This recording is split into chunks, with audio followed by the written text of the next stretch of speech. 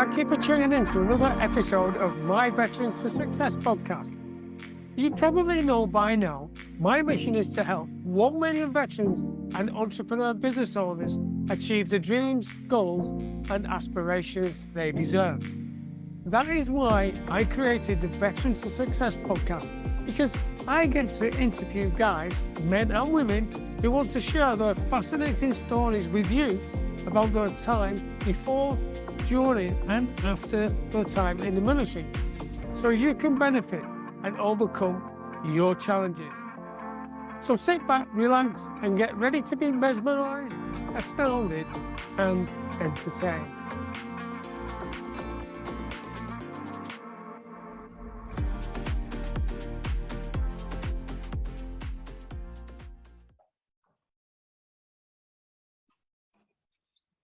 So hello, and welcome today. And I'd like to introduce you to Tony Thompson. We've had a good chat before we started this morning, and wow, there's a lot to share with you today. So Tony, thank you for joining me today.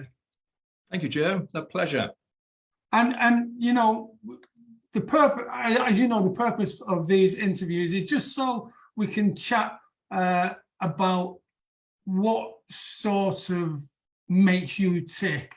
And go through your military career and then what you did after the career. Because one of the things that you, the listener, want to get out of today is to be able to understand how to transition successfully from the military into civilian street, and then actually really make a good opportunity of the civilian life so you can move on successfully from the military. So, Tony, I'm interested. Tell me a bit about yourself and how things were before you joined the military, and then what got you to thinking it's time to join. And you were with, in fact, you can reveal yourself who you serve with. So yes, tell me that, please. Thank you, Joe. Well, I'm now 74 next week, in fact. So, and I'm still sort of living, breathing, and working, which is great. And long may that continue. I was born in London back in October 1948. My father had just come out of the military. My mother had served in World War II in the ATS as well, and my grandparents before that. And when we were about 6 years old, we moved to Cardiff because my mother's parents were unwell, so they decided to move down to Cardiff. And so I was brought up and educated in Cardiff. I was fortunate; I did well at school. I went to the Whitchurch Grammar School, and at the end of the that term, I was expected to go on to A-levels. I was the top student in my year. And then my father said to me, "I'm sorry, son, you're the only child. You need to go out to work. I can't afford to keep you." And I was really quite gutted. Because I was looking, all my mates went up to college to A-levels, university. And I thought, well, at some point I'll get back. Anyway, I went out to work, and I got a job through a friend of mine his father, who was an engineer. And I started life as a trainee draftsman for about a year. And I was in an office down the bay in Cardiff, looking out of my draftsman's window, and I was a trainee. I was sort of 16, and I looked out the window and I thought, you know what? There's a big life out there, and progression as a draftsman was you moved through the drawing office to the front, and if you were very successful, you could end up with an office. I thought, no, I need to go. So I thought, what shall I do? And my father had been, in the military and police background. I decided to apply to join the Air Force, and I went for an aircrew commission. And I went off to Biggin Hill, went through the selection process, climbing over oil drums, swinging on that. And they said, well, you're not quite right yet, but come back in the following year. So I thought I'll join as an airman. So I went down the Cardiff recruiting office and joined as an airman. I went off to as a trade of a statistician. So I was pretty good with maths. So statistician seemed a great trade with me. I thought I could take that into future life, which in fact really was very helpful, because I've been involved with stats and stuff throughout my life. Now that's interesting. You see, so already, right? What I noticed was, you said you were at a grammar school, and that automatically may make people think, oh well, grammar school, it's okay for Tony. The fact is, though, that you then got knocked off your perch, if you like, because your father said you got to go out and work. And then you went for the next stage where you wanted to join the military, and then you found again that you couldn't quite do that. So it's great to see that already at a young age, you're sort of getting into a regime where you're looking at strategies of overcoming challenges and making a success of it. And we're going to develop that a little bit later, but I thought I'd just pick up on that, if that's okay. Yes, indeed. Yes, it was. I was, at the time with all my friends, because I was sort of the top student, and I was really quite disappointed. I thought, well, I will find another way, and I will get and do something and be successful. And I went off to RAF Lehman. I really loved my time up there, and I was worked for the Flying Wing headquarters. I worked for the chief flying instructor, so I got to know the aircrew. I kept records, and after about 3 years, I applied for a commission again. The officer commanding supported me, so I went back to have another go, and then and they said, not quite there yet, come back in another year. And I decided, I thought I had more in me. I thought, I'm not going to keep going back and forward. So I then left after 3 years, and I, because my grandfather had been in the police all his service after military service, I decided and applied to join the British Transport Police, and my then future wife's father had some connections with the British Transport Police, and so I went off and I thought, well, this will be really, really good. And they said, you failed your eyesight test. I'm sorry, no room for you. And I thought, anyway, I said, well, why? What can I have a look at the standard? And anyway, they showed me the standard, and I went to an optician and I said, can I have another test? Anyway, I went and had a private test, and they said, actually, you just meet the standard. So I went back again and said, sorry, can I have another? Anyway, I went back and had a third test, and they let me in, and that started my police career. So another hurdle overcome. Brilliant, Mark, because one of a question that I do have, and you've already answered it, but I just want to dig a little bit deeper, because the transition from the RAF to civilian street, right? Because what sort of issues, challenges did you face during that period? Because as well, you just had another knockback. They wouldn't accept you for commission, even though your CO had said, yes, I'll support you, and it didn't happen. So how did you feel when you went into civilian life? I think, in the 3 years that I was there, I met lots and lots of people. I was an only child, although I had friends at school. Meeting people from other parts of the country was fantastic, and people that had traveled abroad, and the spirit of camaraderie. And I really loved it. But I loved what I did and the people I worked with, but I was really keen to progress. And I thought, so I had to make that decision. And I remember walking out of the camp at RAF Leeming thinking, and I hadn't had my final acceptance to the police. I'm thinking, I've given all this up because I could have stayed. And I felt quite lonely. And my parents said to me, because all my letters that I was sending home were saying, this is great. And I really loved it. And then when I said, I've left and I'm coming home, they said, why? And you seem to, and I said, yes, but I'm really keen to progress. And I wasn't making the progress that I thought I would. And in the back of my mind, my friends at school have now progressed to university through A levels, and I'm thinking, no, I'm gonna move on. But so it was a difficult time transitioning, but I was determined and believed that I could do it. And I thought, well, I'll keep pushing up the door, keep pushing at the door, and I think it's having that determination to say, even then, when you don't have a lot of confidence, it's like I'm gonna do it. Even people were saying, well, you should stay, and I said, no, I'll see where I get.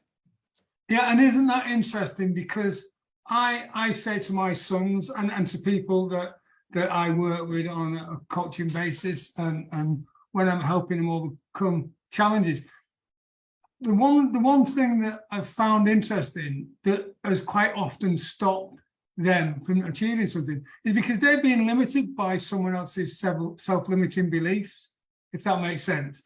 Because the person who's telling you can't do it is only telling you because they can't do it. And it's good when you've got the strength of character to be able to just push through that. So you carried on working, and you carried on against all odds with the getting into the transport police. So what happened then? Because you were with them for a while. How did you progress, and where did you go next?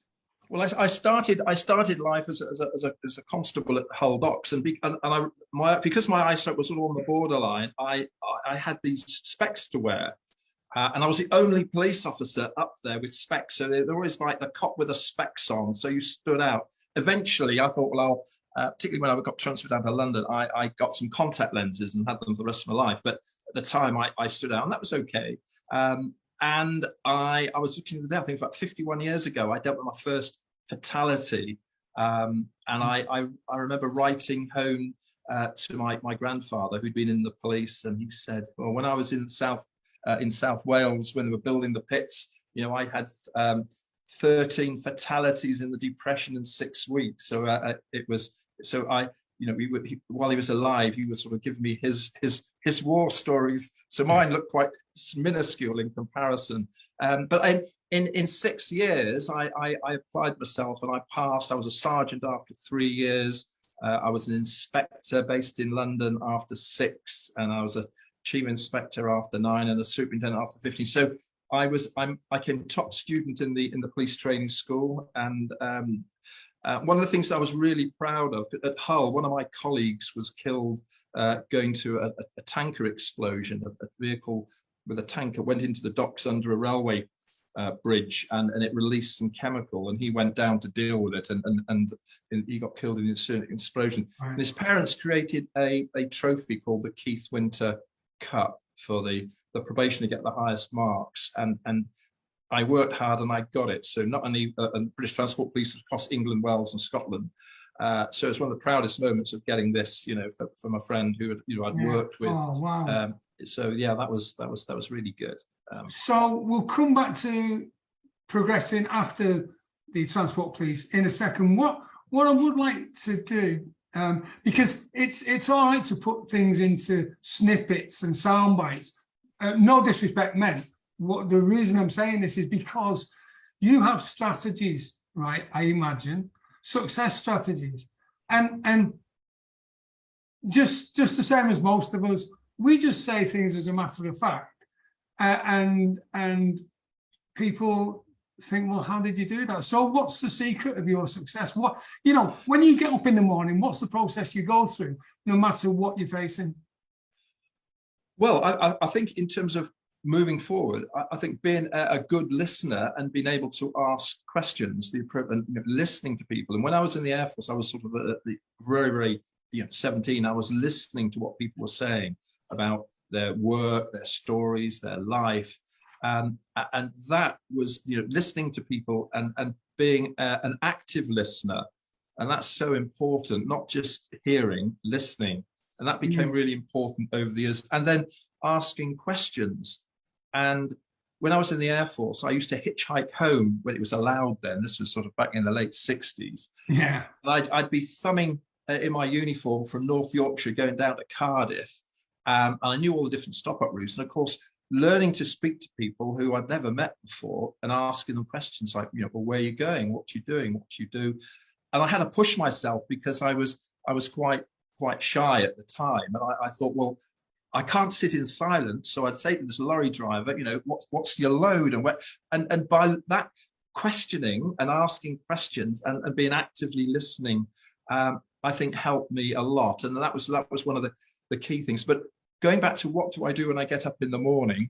I've dealt with so many in my career of sort of death and destruction. It's like, hey, I'm great to be alive. I'm going to, I keep a diary, handwritten diary as well as electronic ones. So I keep a record of all that I've done. And I look back, at the end of the week, I used to push myself to what have I done, and started making little notes about that worked, that didn't, that was not a very good thing to do. So try and, in a quite basic way, what worked and what didn't. And I wanted to get promotion. What do I need to do? How do I show that I'm as good as or better than anyone else?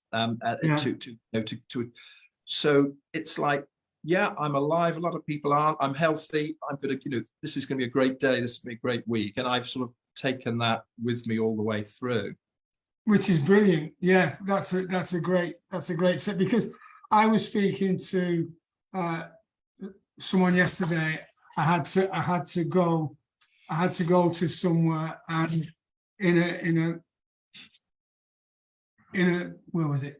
It was a builder's merchant, and I got chatting with the specialist in there, and he was just asking about me, and he said, "Well, how did you do that?" And I thought, well, this is how you do it. And you put it in a nutshell exactly what many conversations I have is exactly the same. I know that when we were in bomb disposal, we were taught Kipling's 6 Wise Men. Those questions: how, where, what, when, why, how, and that was really unveiled so many facts, because you ask the right questions and you get the answers to everything, don't you? Mm. Yeah, absolutely. And obviously, from a police career, from an investigator, interesting you said you were a bomb disposal. In the 1970s in London, sort of 1975, 70 and onwards, I was operational inspector, and we were having, during the IRA campaign, we had a lot of devices, real, in other words, and we were getting so many issues that the bomb squad at Scotland Yard, which was made up of proper bomb disposal officers, couldn't cope with all the calls, so they asked for volunteers to become bomb risk assessors. So I had a one-day course with some of my colleagues to go, and there was a unattended suitcase left in the tube, and it sort of a bit suspicious. So I or whoever was selected would have to go to a real to the incident and say, is it suspicious enough to call the bomb squad? And I went to several live ones. What the most notable was at Oxford Circus, which was one at the rush hour, and I remember walking down the subway. We'd cleared the station, and I had steel tips on my heels. And as I went walking towards this, the bomb disposal guy, who I used to see quite regularly, he was over this briefcase, which had been opened by one of our police officers, and it found all this gear inside.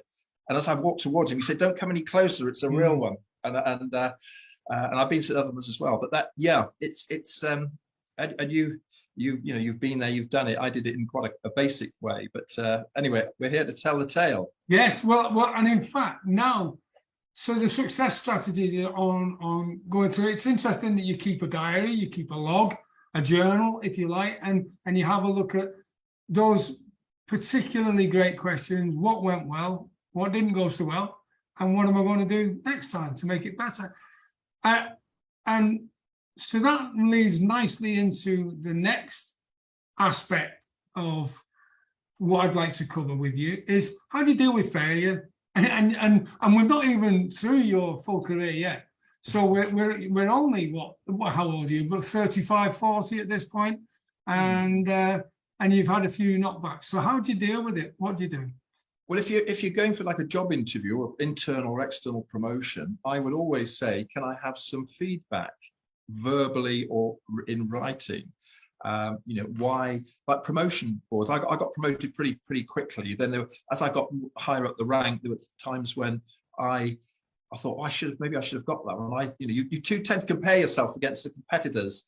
When you sit outside, you'll go, I look, he's smarter than me, or I look smarter, whatever. But it's saying, well, can you tell me where I went wrong? And of course, sometimes, you get, well, actually, we could hardly put a piece of paper between you and the person that got the job. But, there's only going to be one selection, and that's fine. But it's like taking, well, I'm not any worse off than I was before.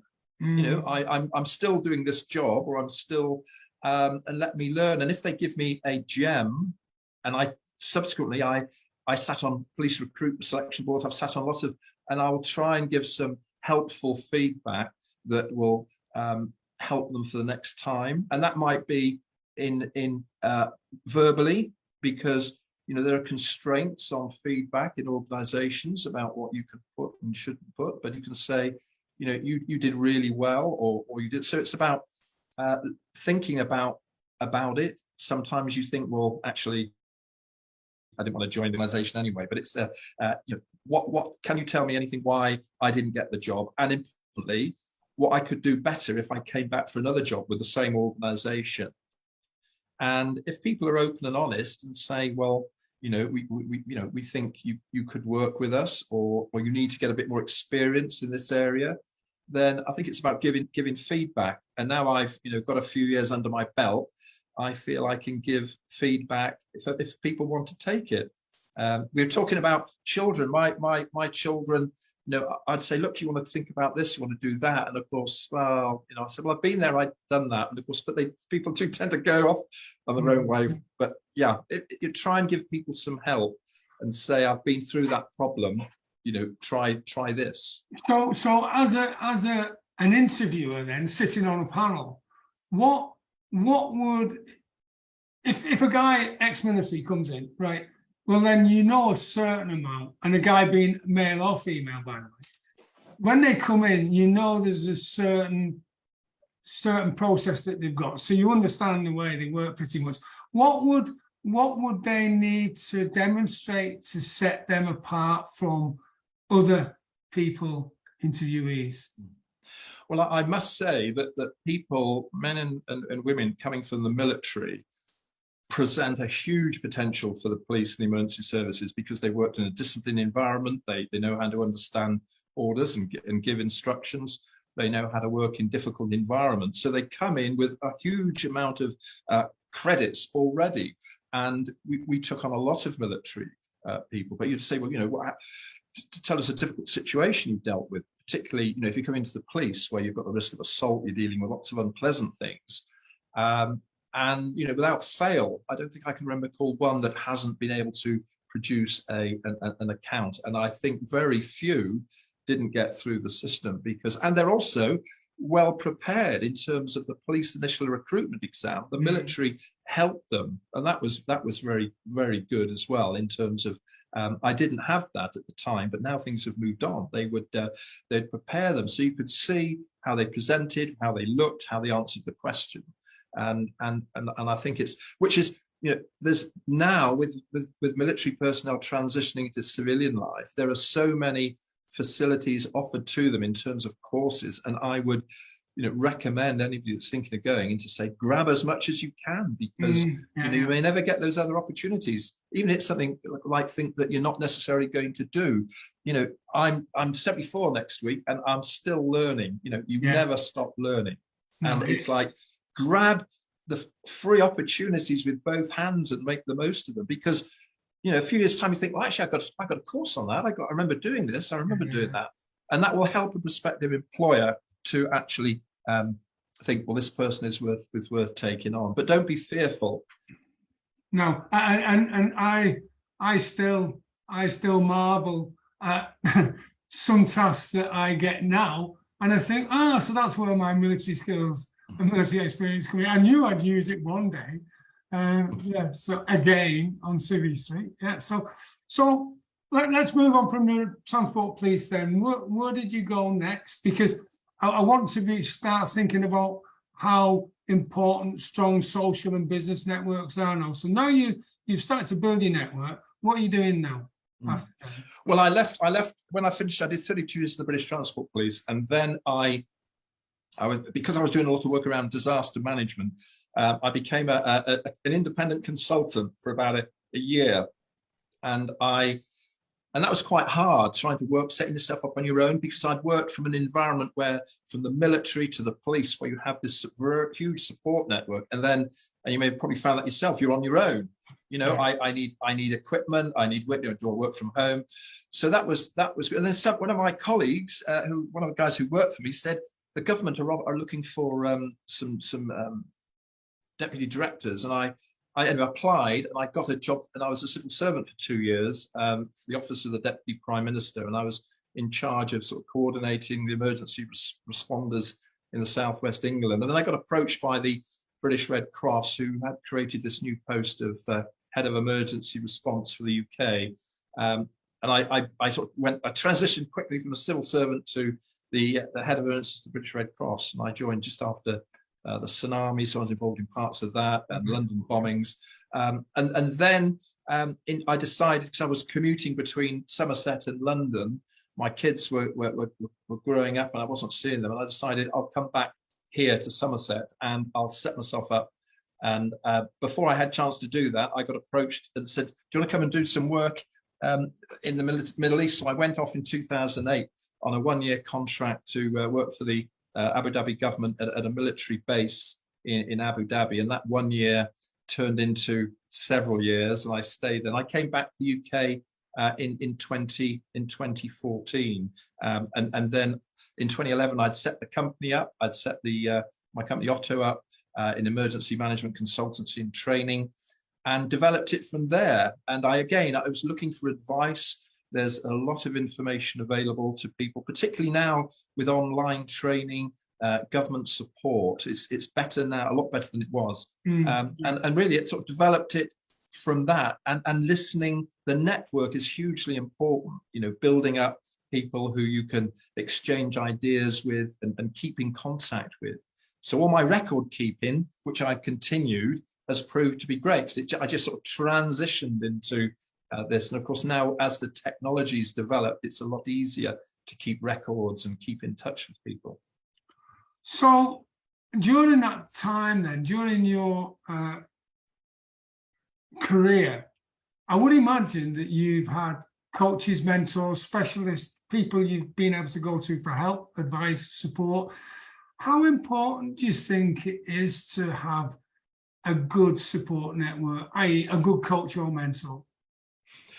Absolutely important. And I suppose it's more of an informal rather than and you can have a structured one. And I support people, particularly now, saying if you want to contact me and ask, you get the advice for CVs, advice for interviews.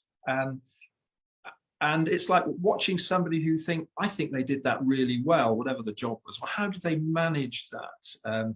And I remember going back, I was at the police college back in 1976. I was a sort of youngest inspector on the course.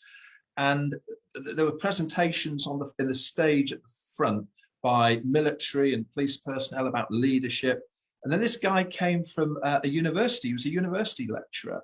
And he got off the stage and he walked, there was about 120 of us sitting down, no notes. And I thought, how did he get that level of confidence to be able to walk out? And I thought, I want to be that man in a few years' time. And I worked on it. So I'm quite happy. I've been chairing conferences, talking, doing interviews on stuff. And it's about taking that leap of faith and thinking, I didn't do that very well. I'm going to keep going. I'm going to keep going. So it's learning by your mistakes, but having people saying to them, what do you think of that? What do you think of this report? How do you think I look, for an interview? How do you think I appeared on that television or radio interview? Did I and ah? Try not. What do I look like? Even on doing things on Zoom, here we are now. I've got myself a backdrop. I've got my flag. So it's just creating, trying to create the best possible impression, whether that's with a new contact or a friend, a relationship, and just to really put some effort into it if you want to, have some success. And you have your veterans badge as well. And I have my veterans badge. Well, I'm very proud. If I may say, my father was secretary and president of the Burma Star Association, City of Cardiff branch, and they've all sadly died now, but for years, in fact, he gave this to me when they closed the branch down. This was painted by one of the Burma Star members who's sadly no longer with us. But I helped him when we had early word processors, and he had 250 odd names, and he used to type them up. And I said, you can do this on a word processor now. So we had these sort of peel off labels. And I thought the amount of time that he spent helping and supporting the veterans. A couple of years ago, I became aware of the Veterans Advisory and Pensions Committee, and I went through an application process. And February last year, I was appointed by the then Minister for Veterans to be a representative in the Southwest region. So I'm now sort of following in my father's footsteps in a slightly different context, and I represent veterans in appeal tribunals for war pensions and Oh, well done. so, and I've got several on the go at the moment, which has opened up a whole new world, realizing how certainly some veterans are really struggling and not getting the best deal. That's a whole area we can look at again. But so I'm proud to be able to help in some small way. That's excellent. So thank you for that. So coming on to what you've learned during your time, what's the one top tip? And do your best to narrow it down, because I'm sure there's going to be quite a few top tips.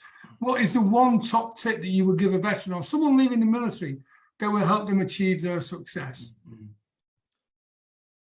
There are so many. I can think of a lot of them in sort of passing by, but to give you that, to be focused on the one, it's about trying to develop your confidence to be able to ask the question or say yes and say no. And that was one of my, he's no longer with us, unfortunately, but one of my senior officers would say to me, Tony, you need to learn to say no, but say it in a way that and explain why. But so saying no, but also being able to have I suppose it's how do you develop your confidence is really difficult, but you have to try things and learn that not everything's going to work out. Things are going to go wrong, and you then need to have some personal reflection and think. In simple terms, that means, and asking your friends or your contact, what happened there, and that could have, that's with relationships as well. And maybe learning not to say the right thing at the right time, or not to say the wrong thing at the wrong time, and watching other people, and that a lot of that. Doing from our police days, it's like watching, listening, look at the evidence, and you eventually you build up just a way of working or a way of living. It's not so much a way of working, and listening. And I know I talk quite quickly and get quite enthusiastic, but and that's important, because if you're going for an interview, you might have all the best skills in the world. And as an employer, potential future employer, I want to see somebody with a bit of fire in their belly that's able to, that's not going to overwhelm me, but that's able to do whatever the job is, whether you're in a public service or working with the business. I want someone with enthusiasm who's able to say, yeah, I'm going to do the really best, really my best, and the best for you. Everybody benefits. So. But that leads back to confidence, and how do you become confident? Because I was quite shy, and I was only child, went to school, had my circle of friends, and it was going into the military and being exposed to all these people from different parts of the country, and having a few tricks played on me. I mean, and having to put up with it and thinking, all the usual things without being nothing unpleasant, but people take the mickey out of you. Well, learning from that and saying, okay, but it takes time. And well, I know exactly what you mean now, and some of the things that happened to me were quite interesting as well. So connected with that, actually, it's as if know and knew what the next question is. It's about the skills you learn in the military and how transferable they are to civilian life. Because I quite often hear that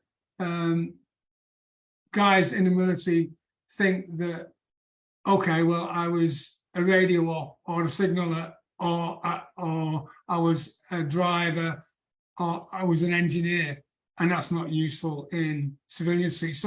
So I mean, looking beyond the actual hard skill, what goes on behind the skill, and how useful is it in civvy street? Well, I'd open with saying all skills are transferable, everything. They might not be immediately easy, but things like getting to, working with people, whatever your job is, unless you're stuck away on a hillside operating a piece of equipment, you're going to be talking with people, meeting people. So the communication skills are absolutely vital. And there's no way you can have time in the military in whatever branch without having to talk to people. And having, taking commands, giving commands if you're in a position of, supervisory, in a supervisory role. But communication skills vital, confidence, smartness, being able to understand people, being able to deal with difficult situations. All those transfer in any job. if somebody says, well, this is the job what I did, well, that's the sort of hard skill part. Like I was a statistician, and that was really useful from a personal, even manage your own bank account. Although I was getting like £9.3 and 4p a week when I started. So that was, but generally it moved on. But the things about meeting people, learning how to talk to them, finding out about what it's like. I was in Wales. I remember a little bit about London. I found out all about the north of England and where I live. So expanding your knowledge, where you've been, where you've travelled to, what you've done. All of these are transferred, and maybe people don't realise it when they come out to think, well, nobody's going to be interested in that. But the discipline, the ability to work hard, the ability to work in difficult situations, the ability. There's a lot of talk now, understandably, about mental health and well-being. Well, most people in the military have endured some quite difficult situations, in not necessarily in combat, but in so they know how to become more resilient. And I think that personal resilience is really important. So I think it ticks all the boxes. And as I said, when I was sitting on a recruit selection panel for potential police recruits, anybody that came through the door, we'd look at the paper, you'd say, well, this person, she's come from here, she's done that. And I was never, ever disappointed in terms of how they'd prepared themselves and how they'd been prepared. That's excellent. That's really helpful. Thank you. And one last thing before you go. If you were sitting with a guy, male, female, who was still in the military or had left the military, and they were having a really bad day, right? And they felt really down. One of those arms around the shoulder jokes where you have a chat. What would you say to them to pick them up, and what advice would you give? Well, most of these things don't last forever. It's about asking them what the issue is. Talk to me about it. I said right at the beginning about listening to what they have to say and trying to say, well, let's unpick this problem. So my experience is most people want to get it off their chest. They obviously want solutions, but you can at least hear what they've got to say and say, look, it's not, let's see how, what do you want to do? Do you want to stay? Is it an issue about bullying? And the military, are moving towards improving that sort of thing. It's about, sharing your problems with others and looking for help and some assistance. And certainly things have improved a lot since you and I were there in terms of welfare support. But look for help amongst your colleagues and say, well, what do I do? And if it's about speaking out about something that you've seen that you don't think is right, again, you need to look for the support and not be afraid. And this comes back to what I was talking about, developing your confidence to actually do that. And the starting point is having a friend, a mentor, but someone, we could call them a mentor or support mechanism, but it's a person. You want to speak to a person, ask for their help, or say, look, I've got this. And also from our point of view, if we are on the other side, it's looking to say, can you see anybody that appears to be suffering? And I'm sure when you join, all these new recruits come in, and you've got the noisy and the brash and the quiet ones, and eventually you try to befriend them and try and help them through it. Yeah. So I guess I've gone a long way around to say, listen, help, talk, and signpost them or go with them to say there's the welfare person or welfare officer. Go and get some help.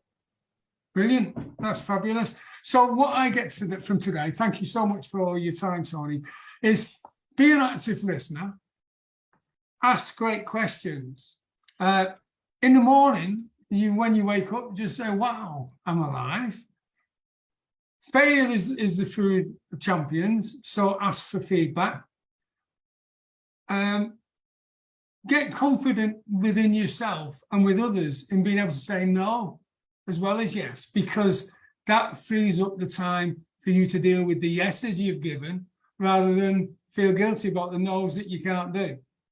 And then communication skills, whether you're giving commands or taking commands, just recognise that that's a great skill, which is definitely transferable into Civvy Street. So, well, that was absolutely fantastic. And I think at some time in the future, it'd be great to have you back, because I think there's some other areas that we can explore, most certainly. So yes, thank you for your time, Tony. And if people want to contact you, how can they do that? Probably if you go online and put Tony Thompson in, they'll find me, or through the company Otto. But yeah, I've got quite a lot of stuff online in my various roles. Tony Thompson, British Transport Police, Tony Thompson, British Red Cross. Tony, yeah, they'll find me. I'm pretty easily found online, or say go to my company and contact me that way. Yeah. That's absolutely brilliant. Thank you, Tony. Until we speak again, you have a brilliant day. Thank you. Teams.com is a resource I have created to fulfill my mission to help 1 million veterans and business entrepreneurs like you achieve the goals, dreams, and aspirations they deserve. JoelTeams.com is jam-packed full of valuable resources specifically designed to help you on your journey to success. Visit JoelTeams.com now to find out how you can join and start your journey to success immediately. That's JoelTeams.com, JoelTeams, JoelTeams.com. And until we meet again, have a brilliant day.